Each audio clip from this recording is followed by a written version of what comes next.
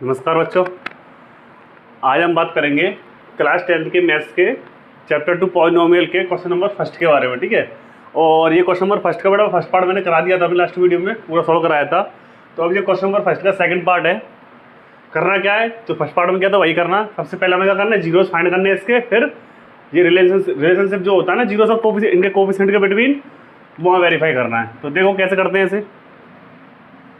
तो सबसे पहले हमें अगर जीरोस फाइंड करने हैं, तो मैं जीरो बताया था, जीरोस फाइंड करने के लिए हमें इसके क्या करना पड़ेगा, फैक्टर करने पड़ेंगे। ठीक है, तो फैक्टर कैसे करेंगे, तो फैक्टर करने का ये तरीका मैंने बताया था, ये लिखा हुआ है 4s² माइनस में 4s और प्लस में 1।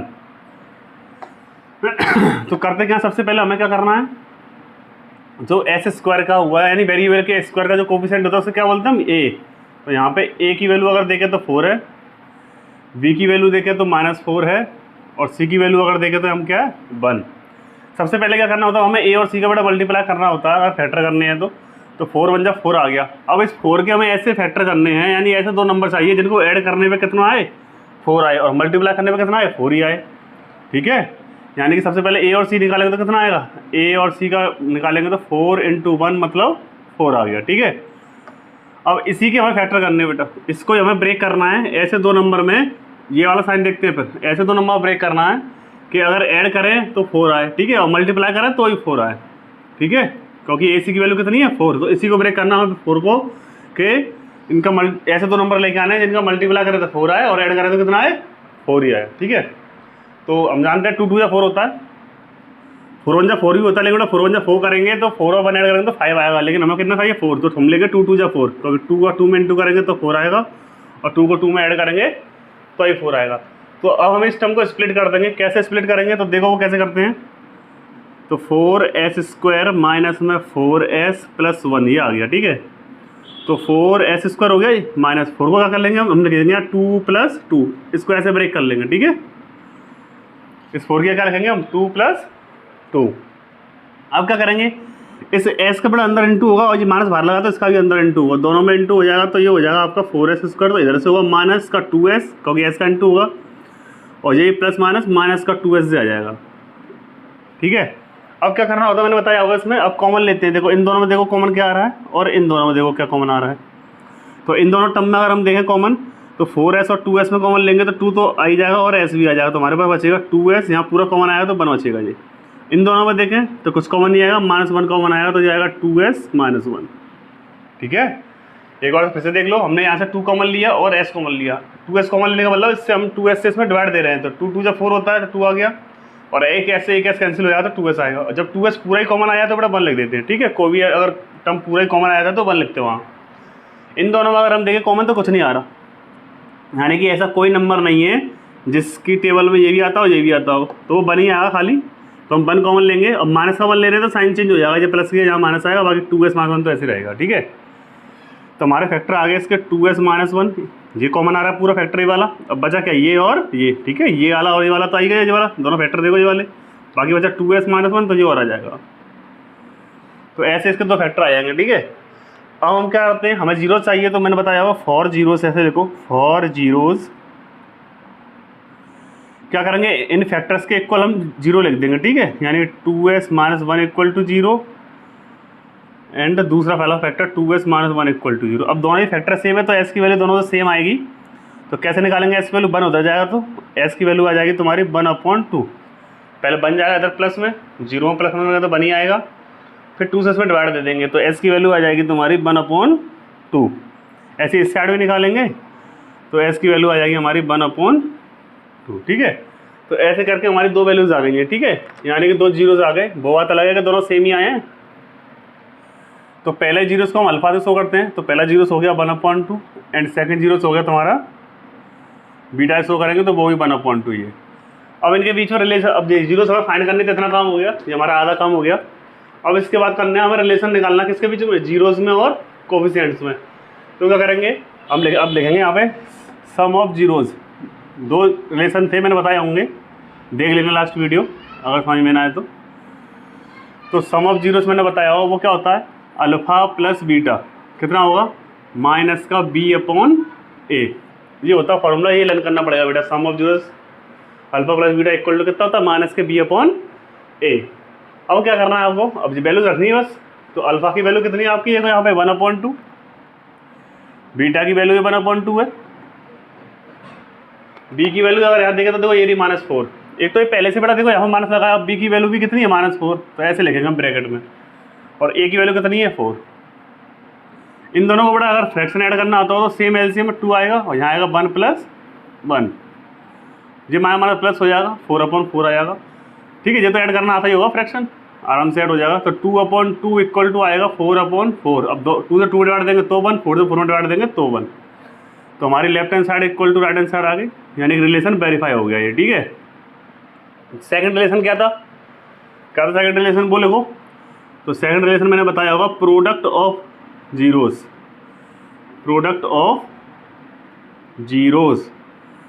तो वो होता है बेटा अल्फा इंटू बीटा, और वो होता है C/A।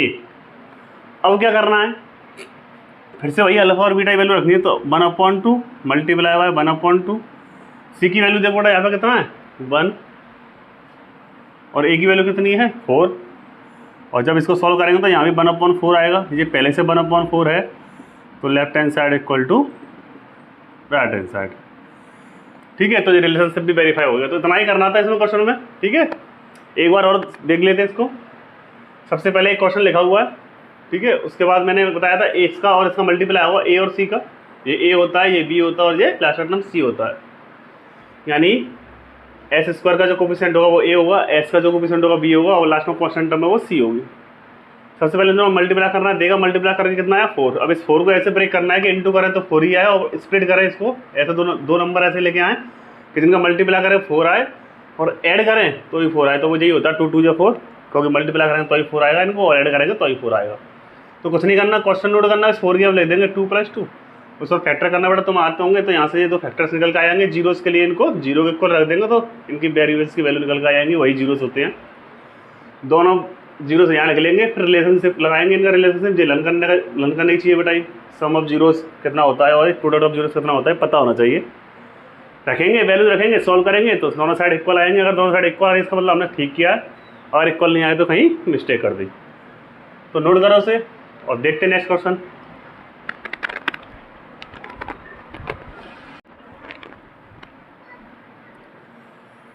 तो देखते हैं बेटा नेक्स्ट क्वेश्चन। अब जो उसी का ही क्वेश्चन नंबर फर्स्ट का थर्ड पार्ट है, इसमें लिखा हुआ है 6x² - 3 - 7x। ठीक है, तो सबसे पहले बेटा हमें इसको स्टैंडर्ड फॉर्म में लिखेंगे, यानी कि पहले आएगा तुम्हारा x² का वो x² वाली टर्म, यानी x वाली टर्म क्या है तुम्हारी, ये है तुम्हारी 6x²। अब इसके बाद क्या आना चाहिए, x वाली टर्म आनी चाहिए, और क्वेश्चन का लिख के दिया पहले 3 लिख दिया, मतलब क्वेश्चन टर्म पहले लिख दिया इसमें। तो हमें पहले 7x ही लिखना पड़ेगा, और बेस साइन लिखना पड़ेगा माइनस का, तो आएगा ये माइनस का 7x। ठीक है, उसके बाद आपको क्या करना है, कांस्टेंट टर्म लिखनी है। ठीक है, तो कहीं भी अगर क्वेश्चन ऐसे दिया है, इधर उधर करके दिए हैं, ये टर्म्स इधर उधर है, तो सबसे पहले इसको स्टैंडर्ड फॉर्म में लिख लेना आप। पहले x² वाली टर्म आएगी, फिर x वाली आएगी, लास्ट में कांस्टेंट टर्म आएगा।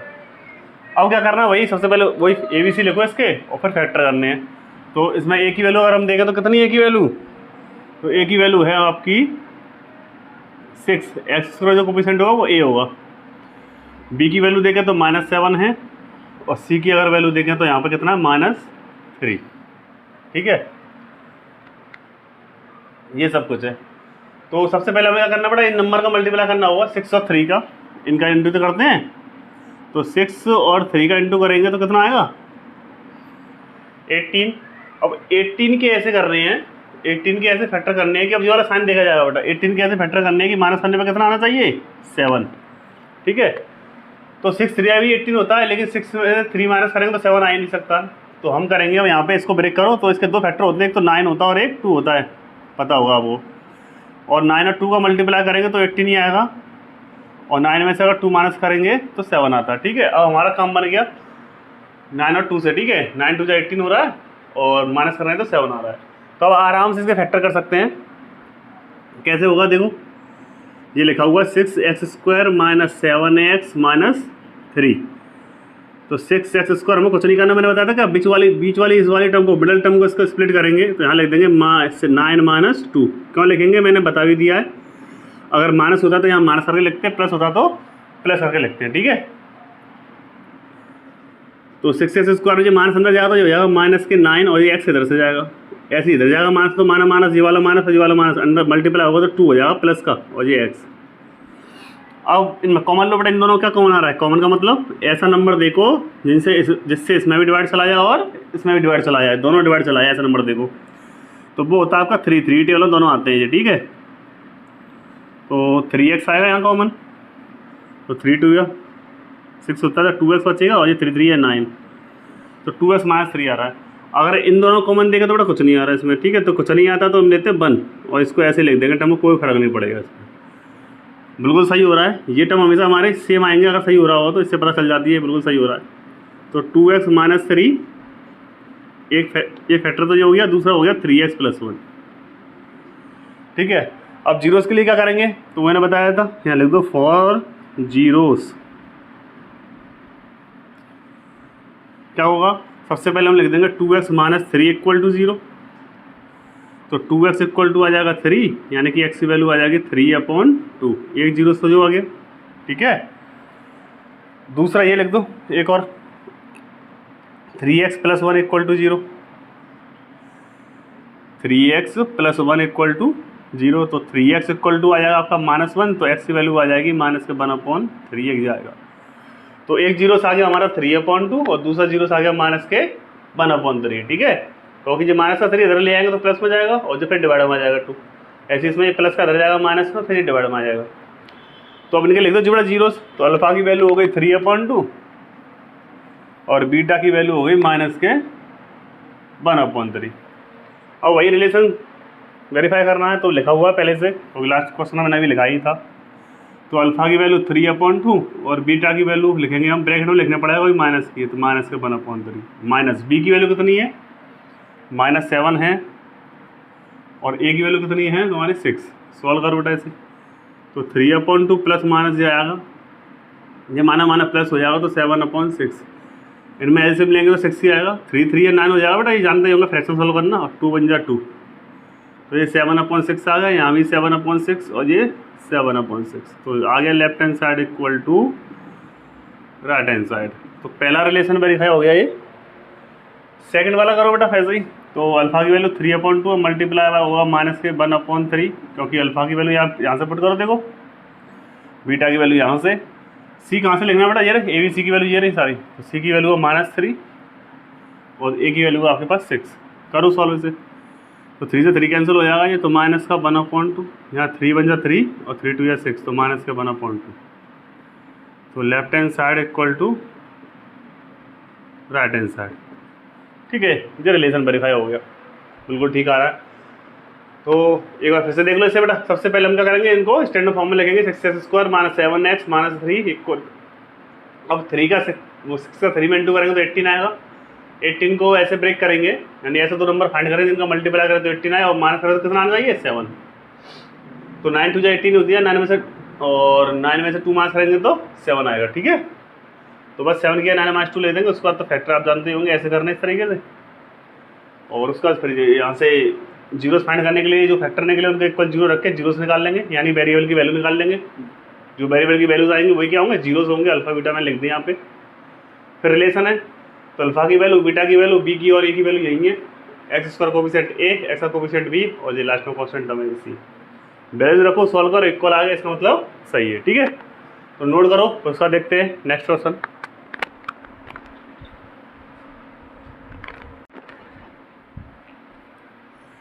देखो बेटा, इसका नेक्स्ट पार्ट देखते हैं। तो ये फोर्थ पार्ट है, ये लिखा हुआ है 4u² + 8u। तो आप देख रहे होंगे बेटा इसमें कांस्टेंट टर्म नहीं है, ठीक है। तो कांस्टेंट टर्म नहीं है तो बेटा इसको फिर स्प्लिट करने की जरूरत नहीं पड़ेगी, बस इन दोनों में आपको कॉमन लेना। देख लो क्या कॉमन आ रहा है, ठीक है। तो देखो क्या कॉमन आ रहा है इसमें, तो 4 तो आएगा ही कॉमन, 4 टेबल में दोनों आते हैं, और u भी आ जाएगा। तो 4 1 जा 4, तो 1 लिखने की तो जरूरत ही नहीं है, लिखना चाहो लिख दो यहाँ 1, और u चला गया तो यहाँ u बचेगा, प्लस 4 से इसमें देखेंगे तो 4 2 जा 8 होता है, u तो चलाएगा, ये कॉमन आ गया। तो यहाँ पर आ गया आपका 4u, और दूसरा फैक्टर आ गया u + 2।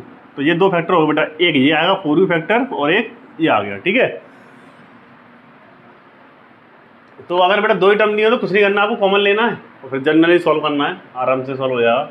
और कॉमन नहीं आ रहा तो फिर उसी इक्वल जीरो रख देना, तो अभी जीरो निकल आएंगे, ठीक है। तो इसमें कुछ नहीं करना आपको, बस कॉमन लेना है। इन दोनों कॉमन लिया तो दो फैक्टर आ गए। अब यहाँ लिखो 4 जीरोस और जीरोस क्या हुआ, पहला फैक्टर करो जीरो के इक्वल, तो 4u इक्वल टू जीरो, तो u की वैल्यू आ जाएगी बेटा 0/4, मतलब क्या हो जाएगा, u इक्वल टू आएगा 0। एक वैल्यू तो ये हो गई, ठीक है। दूसरी वैल्यू के लिए क्या करेंगे, u + 2 इक्वल टू 0 कर देंगे, तो u इक्वल टू -2, तो दूसरी वैल्यू हो गई u इक्वल टू -2। तो सिंपल यहाँ पे अगर हम देखें, ठीक है, अब ये जगह खाली रहेगी क्योंकि ये छोटा क्वेश्चन है, मैंने पहले से ले रखा है यहाँ पे लिखते हैं। तो पहला जीरो आ गया आपका 0 और दूसरा जीरो आ गया आपका कितना, -2। अब रिलेशन देखो बेटा इनमें, तो अब यहाँ पे a और b की वैल्यू कैसे लिखनी है, तो वो यहाँ लिख के बता देता हूँ बेटा, मैं फिर से ले लेता हूँ यहाँ पे एक बार। क्वेश्चन है 4u² प्लस का 8u, तो यहाँ पर अगर हम देखें तो a की वैल्यू आएगी, वो आएगी 4, क्योंकि जो वेरिएबल का स्क्वायर है उसका कोफिशिएंट a है। b की वैल्यू देखें तो 8 है, यानी वेरिएबल का कोफिशिएंट कितना, 8। कांस्टेंट हम देखो यहाँ पे है नहीं बेटा, थर्ड टर्म है नहीं है, तो a की वैल्यू 4, b की वैल्यू 8 रखो इधर। अल्फा मैंने निकाल लिया 0 और बीटा की वैल्यू कितनी है, -2, ठीक है। तो बस वैल्यू पुट करनी है और जो रिलेशन वेरीफाई हो जाएगा। तो रखो यहाँ पे अल्फा की वैल्यू 0, बीटा की वैल्यू कितनी करनी है आपको, -2, माइनस b की वैल्यू देखो ये रही 8 और a की वैल्यू ये रही 4, तो 8/4। इनको सॉल्व करेंगे तो 0 -2 आ जाएगा ये, और 4 से इसमें बढ़ा देंगे तो -2 आएगा। कुल मिला के ये है कि -2 इक्वल टू -2 जी आ जाएगा, आराम से सॉल्व कर रहे हैं।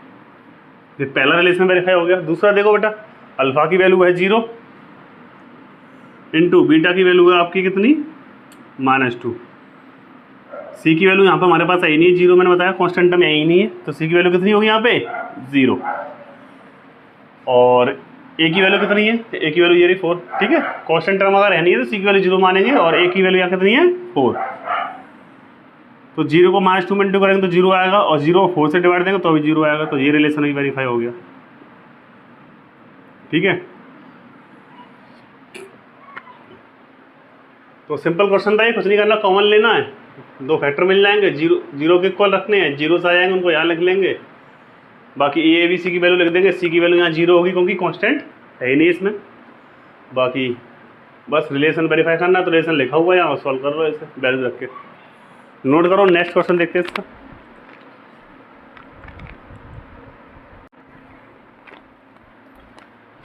तो देखते हैं बेटा अब इसका 5th पार्ट, इसमें दिया हुआ है t² - 15, इसके फैक्टर करने हैं। तो इसके कैसे करेंगे बेटा, तो इसमें ना तो कॉमन आ रहा है, दो टर्म में फ्री कॉमन नहीं आ रहा, तो लेकिन यहाँ पे एक फॉर्मूला बनना, अगर मैं इसको 15 को क्या कर दूँ, इसको लिख दूँ √15 का स्क्वायर, यानी अपनी तरफ से मैंने यहाँ पे √ लगा दिया और स्क्वायर भी लगा दिया, क्योंकि अपनी तरफ से तो कुछ कर ही नहीं सकते, केवल ये है कि हमने √ लगाया तो स्क्वायर भी लगाना पड़ेगा। तो हमने √ लगा दिया और स्क्वायर लगा दिया, इससे स्क्वायर से √ हट जाएगा तो फिर से यही आएगा, ठीक है। अब ऐसा करने से होगा क्या, तुम्हें दिख रहा होगा ये a² - b² कुछ फॉर्म बन रही है। तो फॉर्मूला होता है a + b, यानी कि जो हो जाएगा t + √15, और दूसरा होता है a - b, यही तो होता है formula, a + b a - b। तो यहाँ हो जाएगा t + √15 और t - √15, a की जगह ये है, b की जगह ये, a² - b² मतलब a + b और a - b। तो इसके फैक्टर बेटा ऐसे करने पड़ेंगे, ठीक है। यानी कि अभी लास्ट क्वेश्चन में क्या था, इसकी कांस्टेंट टर्म गायब थी, तो हमने कॉमन ले लिया उन दोनों में ही और सॉल्व कर लिया। लेकिन यहाँ पे क्या है, कांस्टेंट टर्म तो है, ये बीच वाले t वाली जो होनी चाहिए, जिसमें वेरिएबल t होना चाहिए, वो टर्म यहाँ नहीं है। तो जब वो नहीं होगी तो क्या करेंगे, इस तरीके से बना लेंगे, ठीक है। यहाँ पे जैसे 16 होता तो 4 का स्क्वायर हो जाता सीधे। अगर ऐसा टर्म नहीं है कि वो किसी का स्क्वायर बनना हो, तो क्या करेंगे, √ लगा लेंगे और स्क्वायर लगा देंगे अपनी तरफ से, और फिर a + b a - b। तो अब यहाँ वही करना है फिर से, फॉर जीरोस देखो, यहाँ फॉर जीरोस क्या होगा, t + √15 इक्वल टू 0 करेंगे एक बार तो, और एक बार वो करना है तो पहले हम इसको कर लेते हैं। तो t की वैल्यू आ जाएगी -√15, एंड दूसरा क्या है, t - √15 इक्वल टू 0, तो t की वैल्यू आ जाएगी +√15, ठीक है। तो ये अल्फ़ा की वैल्यू हो गई और ये बीटा की वैल्यू हो गई। रख दो यहाँ पे, अल्फ़ा की वैल्यू आ रही है -√15 और बीटा की वैल्यू आ रही है +√15। रखो यहाँ सॉल्व करो, तो अल्फ़ा की वैल्यू -√15, बीटा की वैल्यू +√15 माइनस, अगर ए बी की वैल्यू देखें तो यहाँ पे तो देखो यहाँ लिख के दिखाता हूँ मैं आपको ए और बी की वैल्यू।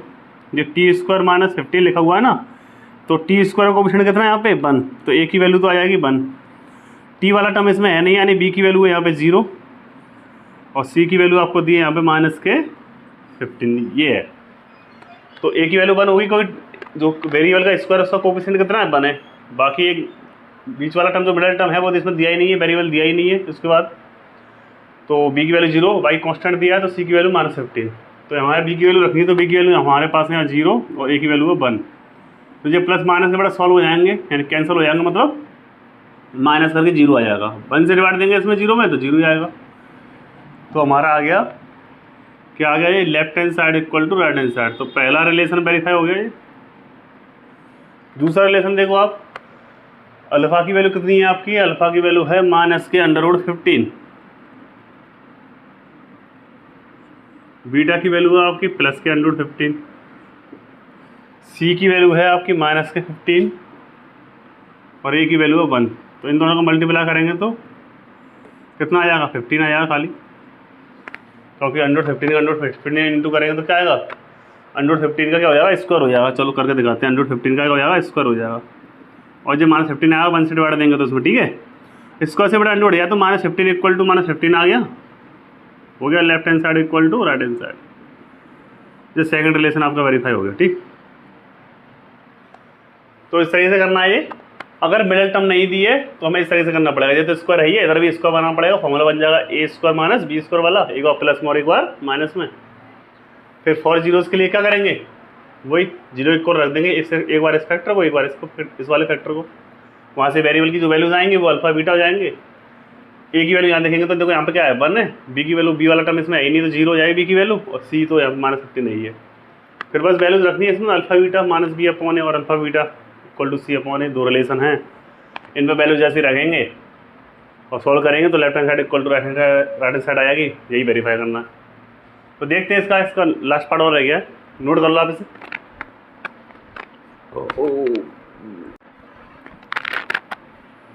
देखो बेटा इसका last part question number first का, इसमें दिया 3x² - x - 4।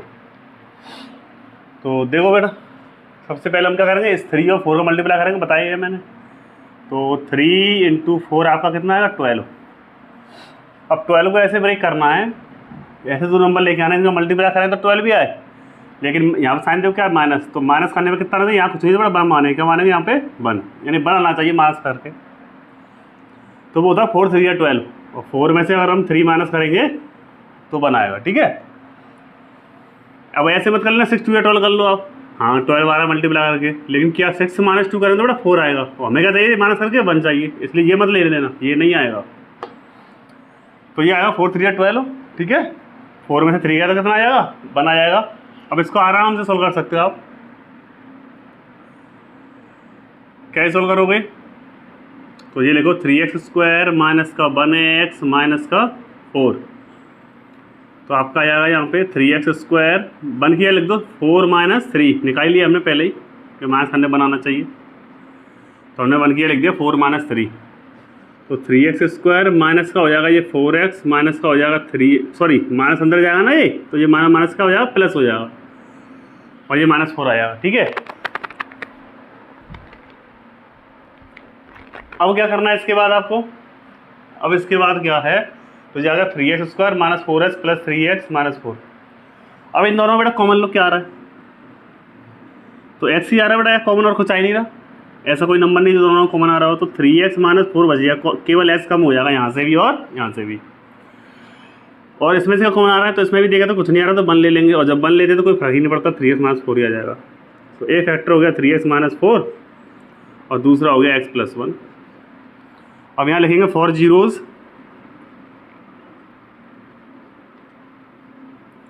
तो क्या होगा 4 जीरोज़, पहला लिखो यहाँ पे 3x - 4 = 0, यानी 3x = कितना आएगा 4, तो x की वैल्यू आ जाएगी 4/3, ये तो हो गया पहला फैक्टर। दूसरा देखो x + 1 = 0, तो x की वैल्यू निकालेंगे तो क्या आएगी, प्लस का 1 उधर ले जाएंगे तो माइनस में आ जाएगा, तो x की वैल्यू आ जाएगी -1।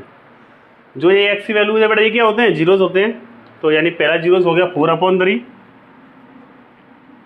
और दूसरा जीरोज़ हो गया 1। अब सम ऑफ जीरोस यानी कि अल्फा की वैल्यू 4/3, बीटा की वैल्यू -1, ABC की वैल्यू और रहेगी बेटा, तो लिख लो, यही लिख लो ABC की वैल्यू। तो यहाँ पे देखें तो A इक्वल टू आएगा आपका कितना 3, B इक्वल टू देखे तो -1 है यहाँ पे, और C इक्वल टू देखे तो कितना है -4। ये A होगा, ये B होगा, ऐसा कोएफिशिएंट, ये C होगा। वैल्यू जरा को सोल्व कर दो इसे। तो अल्फा की वैल्यू कितनी है आपकी 4/3, तो यहाँ लिखो 4/3, बीटा की वैल्यू -1 माइनस बी की वैल्यू ये थी बेटा -1, और A की वैल्यू कितनी है तुम्हारी 3। तो 4/3 प्लस माइनस आएगा यहाँ पे, और जब माइनस का हो जाएगा प्लस हो जाएगा। 3 ऐसे में आएगा, 4 1 4 हो गया, ये 3 1 3 हो गया। यहाँ 1/3, 4 में से 3 माइनस करेंगे तो 3, तो दोनों साइड इक्वल आ रही, लिख देंगे left hand side equal to right hand side, that's all. ठीक है, तो ये फर्स्ट रिलेशन वेरीफाई हो गया। सेकंड रिलेशन के लिए वही अल्फा की वैल्यू रखो यहाँ से 4/3 है, बीटा की वैल्यू हो रही -1, सी की वैल्यू देखो कांस्टेंट टर्म कितनी है -4, और A कितना आपका 3। तो इन दोनों मल्टीप्लाई करेंगे तो -4/3, ये पहले से -4/3 है ही आपका, तो left hand side equal to right hand side. Second relation भी वेरीफाई हो गया। ठीक है, तो सिंपल फैक्टर करने, अगर किसी बच्चे ने 9th क्लास में फैक्टर सीखे हुए तो वो आसानी से फैक्टर कर लेगा और फिर आराम से सॉल्व कर लेगा, जीरोस भी निकाल ही लेगा आसानी से, और ये वेरीफाई हो जाएगा। अगर फैक्टर नहीं सीखे तो बट इसके फैक्टर आपको सीखने पड़ेंगे, 8th क्लास में सिखाए जाते हैं, 9th क्लास में सिखाए जाते हैं। ठीक है, तो ये फर्स्ट क्वेश्चन आपका पूरा कंप्लीट हो गया। देखते हैं सेकंड क्वेश्चन इसका।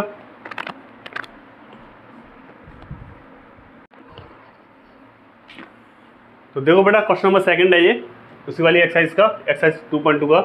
इसको लगा फाइंड अ क्वाड्रेटिक पॉलिनोमियल, हमें क्वाड्रेटिक पॉलिनोमियल फाइंड करना है with the given numbers as the sum and product of its zeros respectively. यानी जो नंबर दिए हैं ये सम ऑफ जीरोस है और ये प्रोडक्ट ऑफ जीरोस है, ये दिया है। ठीक है, तो सबसे पहले हम क्या करेंगे, अगर ये सम ऑफ जीरोस है और ये प्रोडक्ट ऑफ जीरोस है और हमें क्या फाइंड करना है क्वाड्रेटिक पॉलिनोमियल, तो सबसे पहले हम क्वाड्रेटिक पॉलिनोमियल लेट कर लेंगे। तो लिखेंगे let the quadratic polynomial v ax² plus bx plus c। ठीक है, सबसे पहले हम ये लेट कर लेंगे, एंड इट्स जीरोस, इसके जीरोस भी लेट कर लो, and its zeros v alpha and beta, and its zeros v alpha beta. ठीक है, इसके जीरोस हमने लेट कर लिया अल्फा बीटा। तो अब करना क्या है इसमें,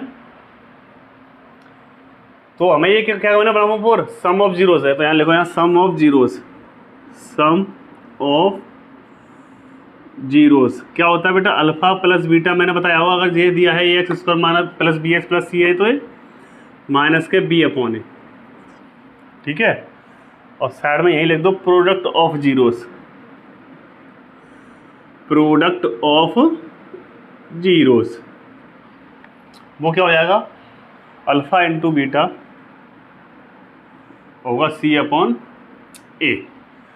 अब देखो बेटा हमें सम ऑफ जीरोस गिवन है बेटा, ये क्या है सम। ठीक है, ये मैंने बताया ये क्या चीज है, ये आपका क्या है सम, और ये आपका क्या है प्रोडक्ट ऑफ जीरोस। ठीक है, ये सम ऑफ जीरोस है ये वाला, और ये प्रोडक्ट ऑफ जीरोस है, ये गिवन है आपका। तो सम ऑफ जीरोस की वैल्यू कितनी है अल्फा प्लस बीटा, पूरी टोटल, ये अल्फा बीटा वैल्यू नहीं बेटा, alpha plus beta total value दे रखी है 1/4, तो हम पूरा लिख देंगे 1/4। ठीक है, आप समझो ये अल्फा ये बीटा ऐसा कुछ नहीं है, ये सम दिया है यानी पूरा दिया है अल्फा प्लस बीटा। ठीक है, और होता क्या है ये माइनस के बी अपॉन ए। अब इधर रखो ऐसे, ये प्रोडक्ट दे रखा है बेटा, पूरा प्रोडक्ट है ये अल्फा बीटा वैल्यू नहीं, तो यहाँ आएगा माइनस का 1 इक्वल टू सी अपॉन ए। अब इतना करने के बाद क्या करना है आपको, इतना करने के बाद आपको देखना है, देखो यहाँ पर अगर हम देख रहे हैं तो ए की वैल्यू 4 है, और इसमें अगर देखें ए की वैल्यू तो देखो यहाँ इसके नीचे कुछ है नहीं, डिनोमिनेटर में जब कुछ नहीं होता तो बेटा 1 लगाना है तब से नीचे, तो ये हो जाएगा माइनस के 1/1 और जो हो जाएगा सी अपॉन ए। तो वहाँ पर से नीचे वाला डिनोमिनेटर आपको करना है सेम ये बनाना। ठीक है, तो ऊपर वाली बी और सी वैल्यू तो अपने आप ही ऑटोमेटिक आ जाएंगी। कैसे आएंगी देखते हैं। तो यहाँ पे अगर देखें इन दोनों को देखें हम तो ए की वैल्यू कितनी है यहाँ पे 4 और यहाँ पे ए की वैल्यू देखें कितनी है 1। तो ऐसा तो हो नहीं सकता इसमें ए की वैल्यू 4 आ जाए, इसमें ए की वैल्यू 1 आ जाए, क्वाइट पॉलिनोमियल तो एक ही है। तो हम क्या करेंगे अपनी तरफ से यहाँ पे बेटा 4 करने के लिए अपनी तरफ से 4 का ऊपर इंटू कर देंगे और 4 का नीचे, यानी 4 का ऊपर 4 का नीचे। तो हमारा आ जाएगा जी C/A, यानी -4/4 इक्वल टू आ जाएगा C/A और 1/4 इक्वल टू है माइनस का B/A। अब अगर हम देखें तो ए की वैल्यू यहाँ कितनी है 4, देखो ए की वैल्यू 4, बी की वैल्यू देखें तो कितनी आएगी b इक्वल टू 1, यानी बी की वैल्यू -1 और सी की वैल्यू कितनी आएगी -4। यानी कि अगर यहाँ कंपेयर करें तो यहाँ लिख देंगे हम ऑन कंपेयरिंग, कंपेयर करें तो क्या आएगा, ए की वैल्यू तो आ रही है बेटा 4, ठीक है, और बी की वैल्यू देखें तो -1 आ जाएगी क्योंकि ये -b इक्वल टू 1, तो बी की वैल्यू -1 और सी की वैल्यू देखें तो यहाँ से -4। जी कंपेयरमेंट तभी करेंगे जब यहाँ पे क्या हो, दोनों की वैल्यू सेम हो, डिनोमिनेटर सेम होगा तभी कंपेयरिंग होगी, ठीक है। तो जो डिनोमिनेटर की वैल्यू वो ए हो जाएगा, बाकी ऊपर जो आएंगे वो बी और सी हो जाएंगे, यहाँ बी होगा और इधर सी होगा।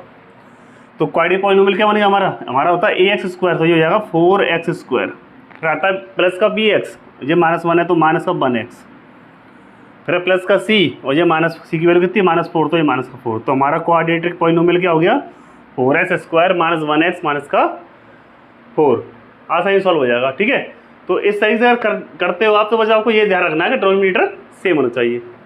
तो करिए इसे नोट, नेक्स्ट क्वेश्चन करते हैं फिर इसका नेक्स्ट पार्ट।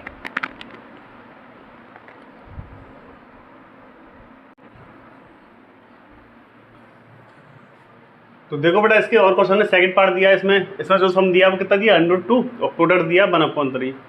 थर्ड पार्ट में सम दिया 0, प्रोडक्ट दिया तुम्हारा √5। फोर्थ पार्ट में सम 1 है, प्रोडक्ट 1 है। तो सारे क्वेश्चन बेटा ये सेम है इसके। तो मैं एक क्वेश्चन और बताता हूँ, एक मैंने बता दिया आपको फर्स्ट पार्ट इसका, एक क्वेश्चन और देख लो इसका। तो एक क्वेश्चन यही ले लेते हैं √2 और 1/3 वाला। तो सम तो आपका ये रहा और प्रोडक्ट आपका कौन सा है, ये प्रोडक्ट है आपका। तो यहाँ लिखा है सम ऑफ जीरोस कितना है √2, तो यहाँ लिखो √2 और माइनस के b/a। अब इसके नीचे डिनोमिनेटर कुछ नहीं है तो मैं बता क्या करेंगे 1 लगा देंगे। तो इसमें देखा तो ए की वैल्यू कितनी आ रही है 1। अब आया इधर प्रोडक्ट ऑफ जीरो के साथ दिया आपको, प्रोडक्ट ऑफ जीरो दिया आपको 1/3, ठीक है। प्रोडक्ट ऑफ जीरो कितना है 1/3, तो यहाँ लिखेंगे 1/3 और ये c/a, यानी प्रोडक्ट ऑफ जीरो की वैल्यू कितनी है 1/3, बाकी c/a। अब देखो यहाँ के भाई यहाँ देखें तो ए की वैल्यू कितनी दिख रही है हमें 1 और यहाँ देखें तो ए की वैल्यू कितनी दिख रही है 3। तो अब क्या करेंगे, मैंने बताया था अगर ऐसा हो तो क्या करेंगे मल्टीप्लाई करेंगे अपनी तरफ से ऊपर नीचे। अब इसमें तो करेंगे नहीं बेटा मल्टीप्लाई, इसमें करेंगे तो और ज़्यादा हो जाएगा। इसमें कर लो 3 का ऊपर 3 का नीचे, तो नीचे 3 आ जाएगा, सेम बन जाएगा बिल्कुल। तो करो बेटा √2 × 3 1 है ये इंटू 3, ठीक है। उसके बाद माइनस के b/a, तो 3√2/3 इक्वल टू आ जाएगा माइनस के b/a और ये आ जाएगा आपका 1/3 इक्वल टू c/a, यहाँ देखिए रहा है। तो ए की वैल्यू अब यहाँ भी 3 है और यहाँ भी 3 है। अब यही मैंने बताया था कि अगर डिनोमिनेटर जैसे सेम हो जाए, अब डिनोमिनेटर सेम हो गया 3 आ गया, तो जो डिनोमिनेटर है वो 3 आ रहा है, इसका मतलब क्या ए की वैल्यू तो हो गई 3, बाकी बी की वैल्यू इसमें मिल जाएगी -b इक्वल टू उतना है, यानी कि बी की वैल्यू कितनी आ जाएगी माइनस की 3√2 आ जाएगा, ठीक है, क्योंकि वो -b की वैल्यू है 3√2। सी की वैल्यू देखा तो कितनी आएगी 1, यहाँ से देखो सी की वैल्यू कितनी आएगी 1। तो तुम्हारे पास क्या हो जाएगा क्वाड्रेटिक पॉलिनोमियल आ जाएगा आपका ax² मतलब 3x², bx मतलब -3√2x, ये होगी बी की वैल्यू, बाकी सी 1 है तो ये बना जाएगा। तो क्वाड्रेटिक पॉलिनोमियल हो गया 3x² - 3√2x + 1। कुछ नहीं करना, ऐसा वैल्यू रखनी है बेटा जरा, ए की वैल्यू यहाँ, बी की वैल्यू यहाँ और सी की वैल्यू यहाँ, तो वैसे ही क्वाड्रेटिक पॉलिनोमियल आया। तो third part, fourth part, fifth part, sixth part अपने आप करना है इसको, ठीक है। नहीं आता तो पूछ लेना, कमेंट कर देना। ओके, मिलते हैं फिर नेक्स्ट वीडियो में।